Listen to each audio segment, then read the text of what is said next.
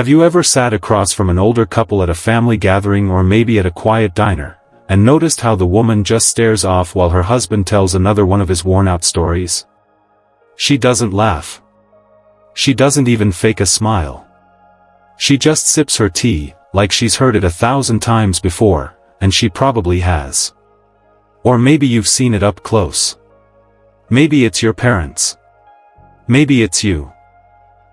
You remember a time when the two of you couldn't stop talking, couldn't stop touching, couldn't wait to share even the smallest parts of your day. But now, the house is quiet. Conversations are few. The spark feels more like a flicker. And sometimes, you catch yourself wondering, what happened? What changed between then and now? You might think it's just part of getting older. That maybe people just grow apart. But what if I told you, that's only part of the story?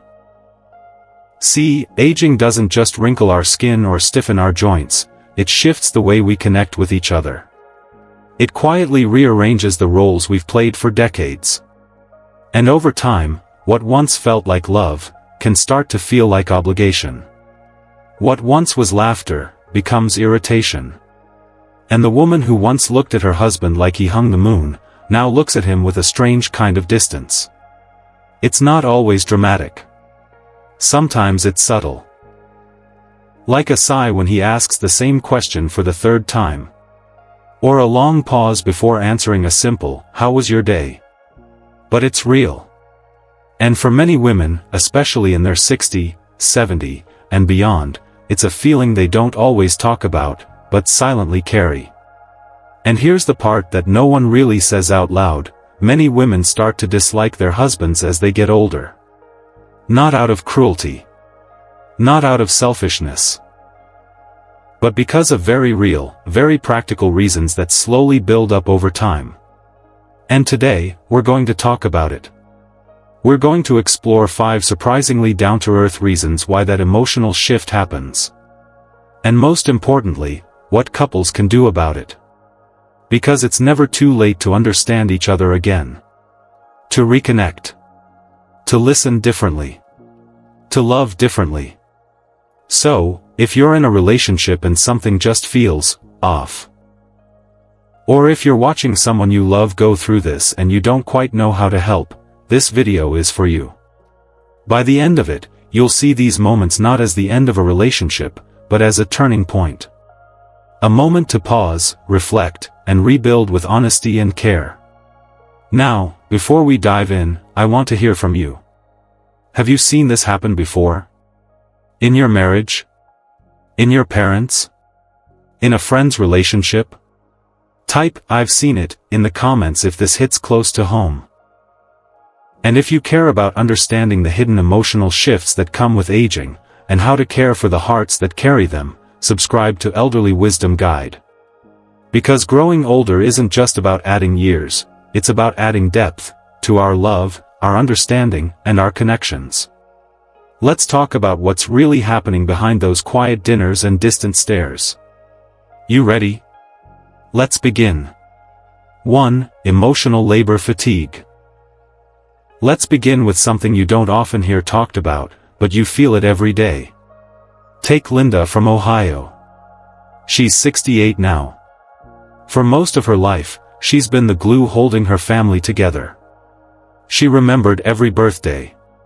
She made sure the grandkids got gifts.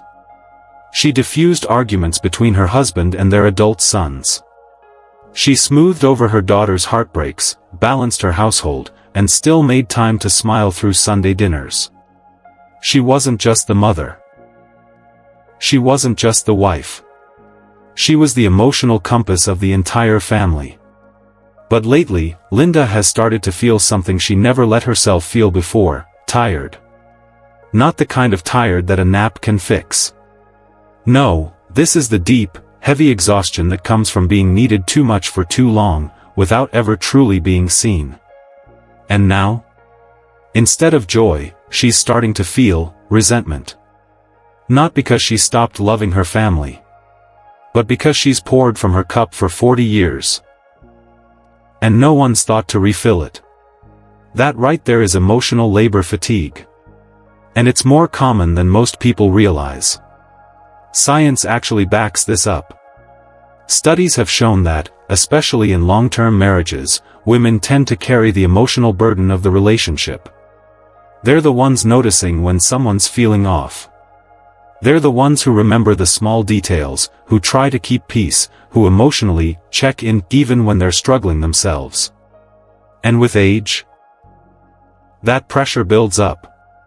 It doesn't go away. It doesn't lighten. In fact, it intensifies when no one acknowledges it.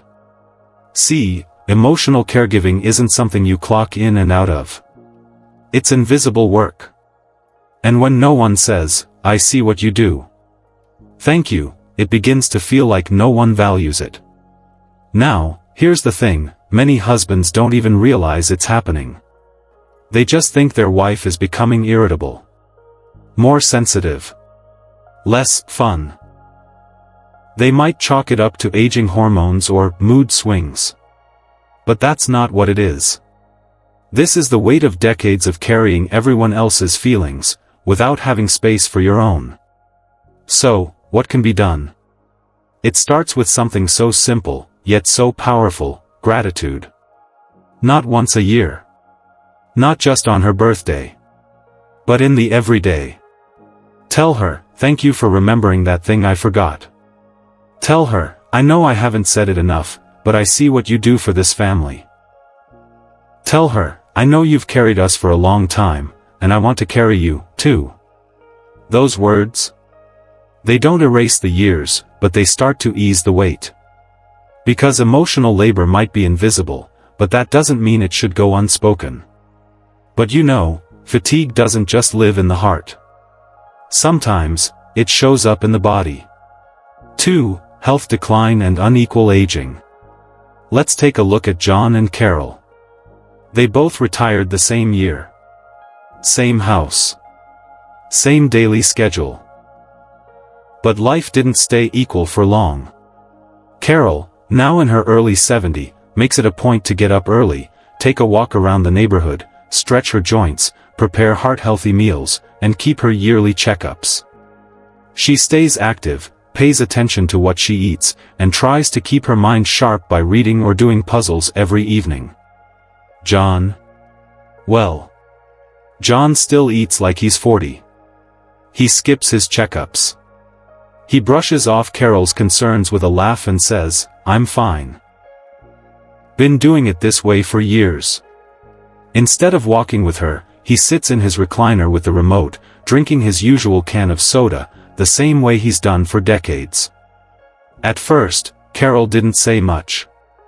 But little by little, something began to change. She started to feel more like his nurse than his wife. She's the one reminding him to take his blood pressure pills. She's the one cooking 2 different meals because he refuses to touch anything green. She's the one cleaning up after him, coaxing him into moving more, and quietly wondering how long she can keep doing this. And inside, she starts to feel alone. Now here's the thing, this isn't just about personal habits. It's about emotional alignment. Women, statistically, tend to take better care of their health. They see their doctors more often. They make more intentional choices with food and movement. And over time, the gap between partners widens, not just physically, but emotionally. Suddenly, one spouse is energetic, engaged, and trying to live fully, while the other is just getting by. That gap becomes a silent wedge. Because what starts off as, "He's just a little stubborn," becomes, "I can't depend on him." And what used to be, "We do life together," becomes, "I'm doing most of the work now." And this is something that sneaks up quietly. Because most people assume, well, we're both getting older. That's just how it is. But that's not entirely true. Aging doesn't happen at the same speed for everyone. And much of that has to do with how you've treated your body, and your mind, through the decades. Think about it, a woman who's been putting her health first for years isn't just doing it for herself. She's doing it for her partner too.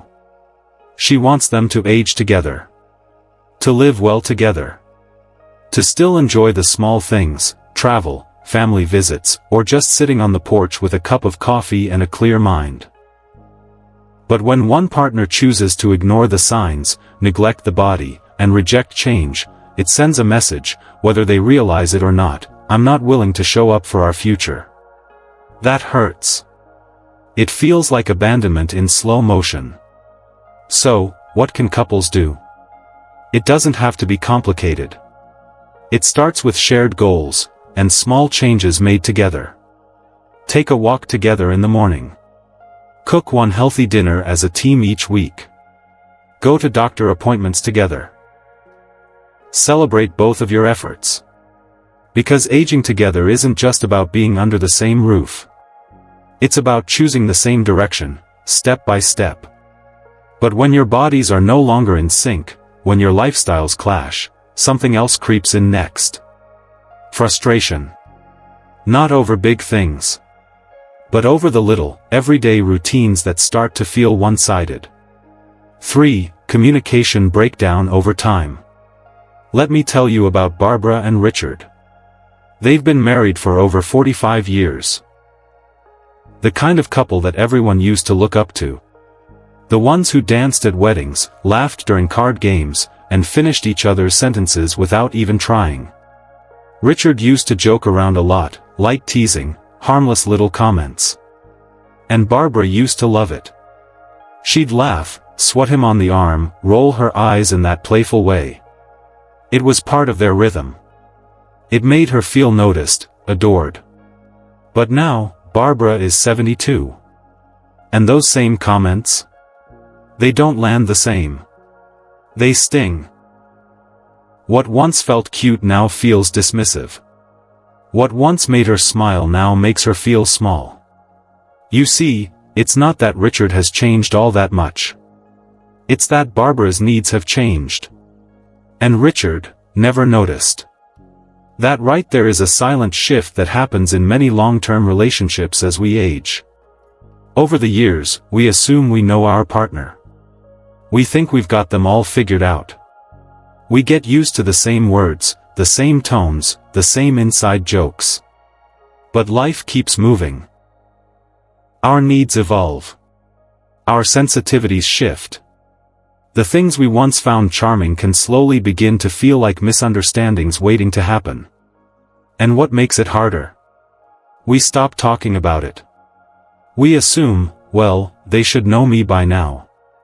Or, what's the point in bringing it up? They won't change. So we go quiet. We start to withdraw, emotionally. Not out of anger. But because we no longer feel heard in the ways that matter. That's what I call a communication freeze. Not yelling. Not fighting. Just silence. And silence, over time, creates space for distance. Not just in conversation, but in connection. Here's what's really happening: from a psychological standpoint, older couples often stop updating their emotional vocabulary. What does that mean? Well, in the early years, we're curious about each other. We ask questions. We check in. We want to know every thought and feeling. But as decades pass, we stop asking. We think we know the answers already. But here's the truth: no one stays the same for 40 years. Your partner at 70 is not the same person they were at 30. Their fears are different. Their hopes are different. Even their definition of love may have shifted. And when you keep speaking the same language you used in the 1980s, without learning your partner's new language today, you start missing the mark. And it hurts. Quietly. Now, here's the myth a lot of people fall into. They believe that after decades together, they no longer need deep conversations. That they've been through it all, and there's nothing left to learn about each other. But that mindset is exactly what creates emotional distance. Because people don't stop growing just because they're aging. In fact, some of the most profound emotional changes happen later in life. And those moments deserve to be shared, not buried. So, what can you do to start healing that quiet disconnect? It's simple. Make space for intentional conversation again. Not the kind where you talk about bills or appointments. But the kind where you ask, how are you really feeling today? What's been on your mind lately? What's something you need from me now, that you haven't asked for? And then, just listen. Not to fix. Not to defend. Just to understand. Even one real conversation a week can shift a marriage that's been slowly drifting apart. Because at the end of the day, communication isn't just about words. It's about presence. It's about saying, I still see you. I still want to know you. Even now. But sometimes. It's not even about what's said or unsaid. Sometimes, what women are longing for isn't conversation at all. It's freedom, to finally be themselves again, after a lifetime of living for everyone else. For, a desire for independence and self-identity. Let me tell you about Susan. She's 67 now. Her kids are grown. Her grandkids come by every now and then. The house is quieter, the schedule is looser, and for the first time in her adult life, she has time. Time to breathe. Time to think. Time to remember who she is outside of a mom, or honey, or grandma. Susan always loved to paint. Back in college, she used to spend hours with a canvas and brush. But life swept her up into caregiving, diapers, carpools, and careers. The paints dried up, and the brushes were packed away somewhere in the garage. But now, in her 60s, she's brought them back out. She sets up a small corner in the den. Just her, a canvas, and a little light from the window. It brings her peace. It brings her joy. And for a moment, she feels like herself again, not somebody's support system. Not somebody's helper. Just Susan. But when she tells her husband about it, hoping he'll take an interest or ask to see what she's working on, he barely looks up from the TV. "Oh, that's nice," he says. "Just a hobby, right? Just a hobby." And that one comment? It lands heavier than he knows. See, Susan isn't looking for permission. She's not asking for praise.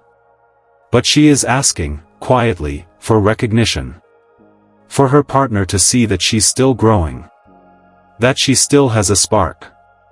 That even in her senior years, she's discovering new parts of herself. This desire? It's more common than most people think. Many women, after decades of giving themselves away, to children, to spouses, to family, find themselves in later life wanting something deeply personal.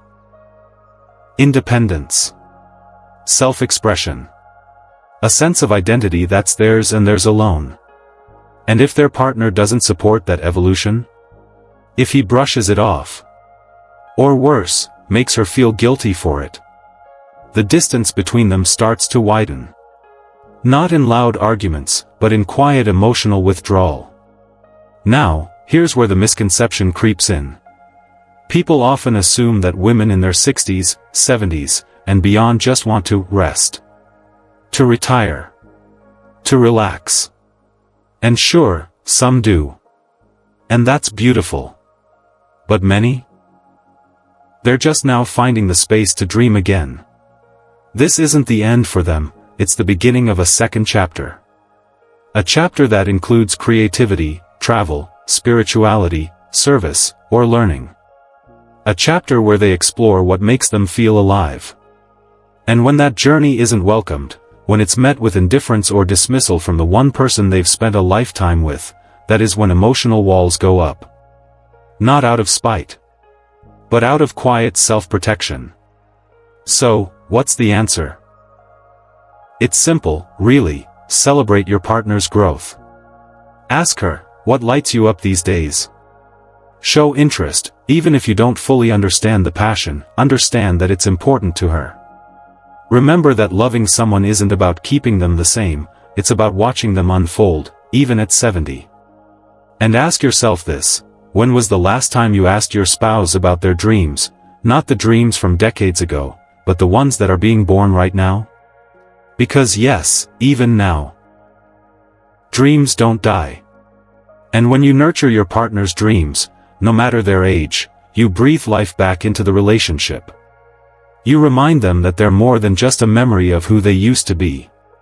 They're a person, still evolving, still discovering, still full of potential. But when that growth is stifled, when a woman feels like she must choose between her identity and her marriage, a subtle kind of resentment builds. Not because she doesn't love you, but because she finally found a part of herself again, and she doesn't want to lose it. But perhaps the most overlooked reason why women grow distant isn't emotional, or mental, or even spiritual. Sometimes, it's just exhaustion. From carrying a role that was never meant to be done alone.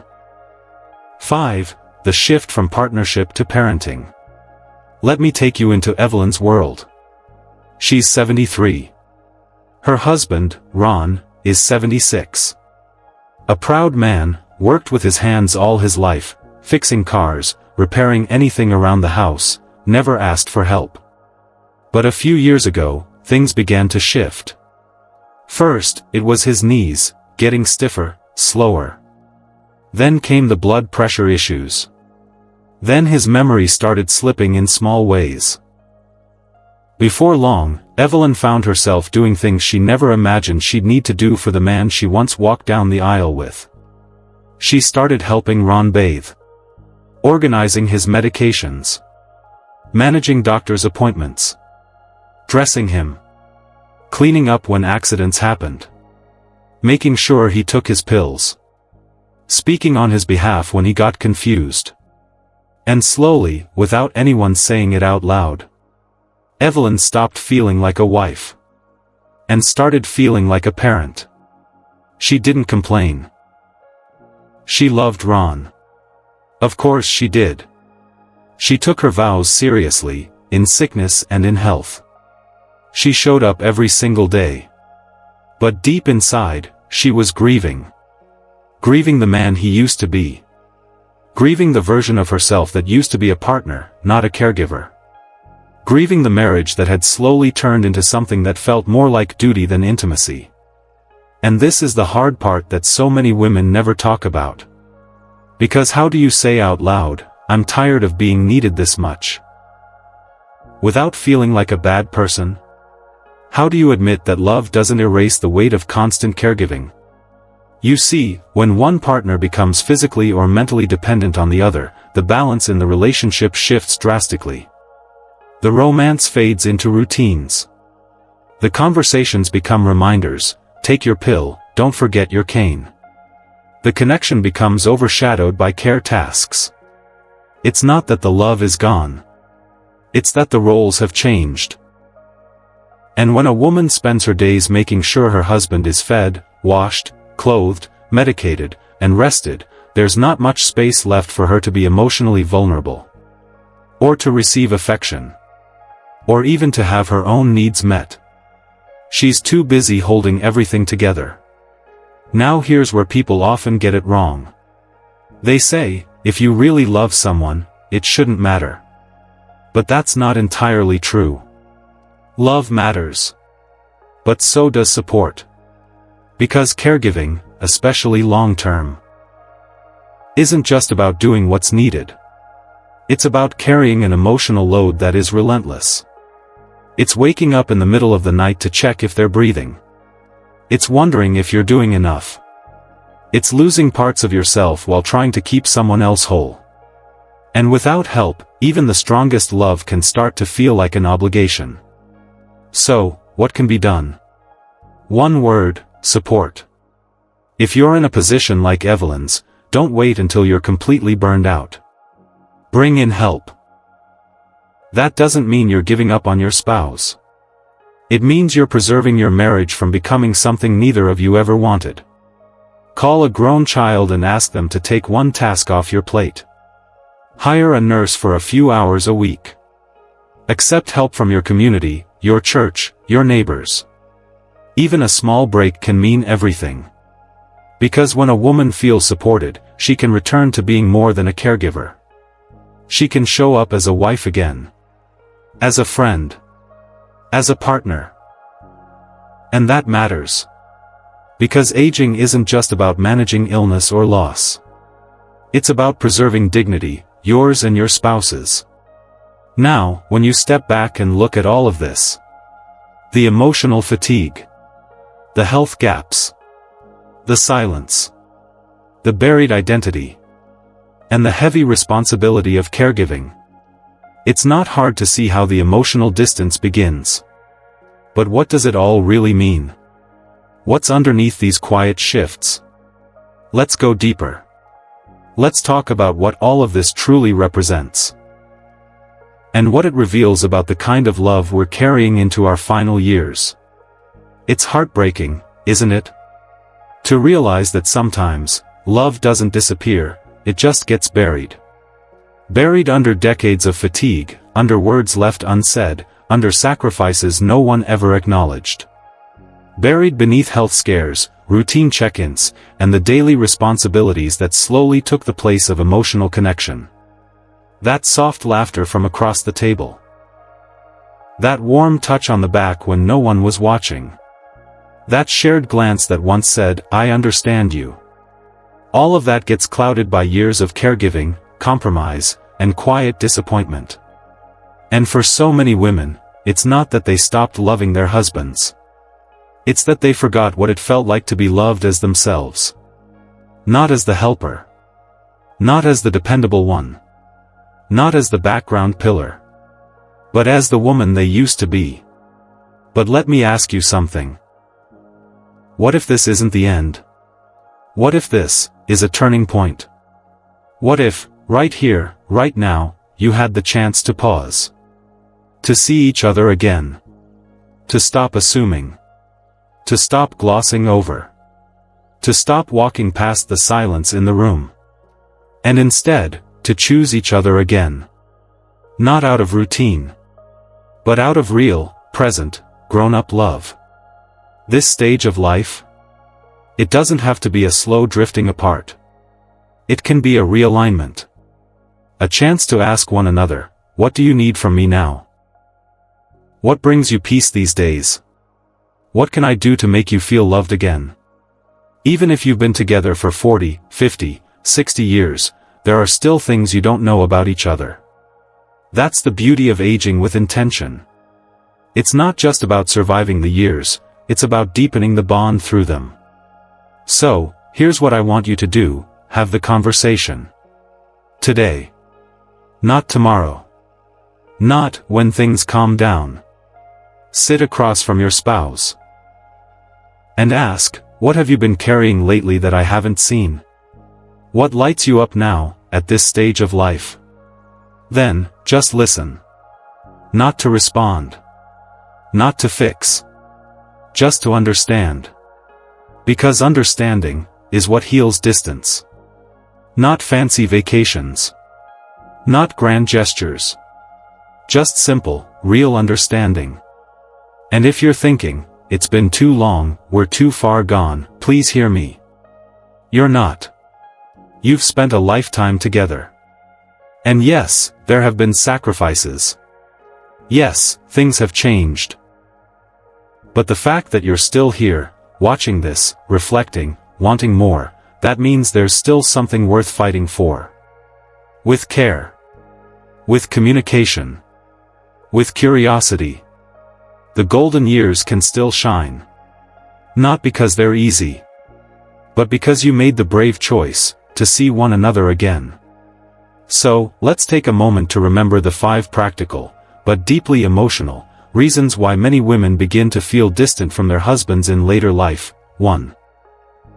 Emotional labor fatigue, the silent exhaustion from carrying everyone's feelings for decades. 2. Unequal aging, when one partner invests in their health, and the other begins to decline. 3. Communication breakdown, the slow erosion of meaningful conversation. 4. Loss of self-identity, the desire to reclaim who they are beyond caregiving. 5. Role reversal through caregiving, when being a spouse turns into being a parent. Now I want to hear from you. Which of these reasons hit home? Have you noticed this shift in your own relationship, or in someone close to you? Do you see it in your parents? In a sibling? In a friend? Share your thoughts below. Even if it's just one sentence. Because when we talk about these things out loud, we take away the shame and make space for healing. And I promise you, we do read every comment. This is a conversation worth having. If this video gave you a fresh perspective, if it reminded you of something you hadn't thought about in years, or if it helped you feel seen in some small way, please like and subscribe to Elderly Wisdom Guide. Here, we don't just talk about growing old. We talk about growing wiser, deeper, and more connected in the process. Because aging isn't the end of your love story, it's just a new chapter. And maybe, the most meaningful one yet. Thank you for spending this time with me. Keep asking questions. Keep making room for honesty. And above all, stay curious about each other. I'll see you in the next video. Right here, on Elderly Wisdom Guide.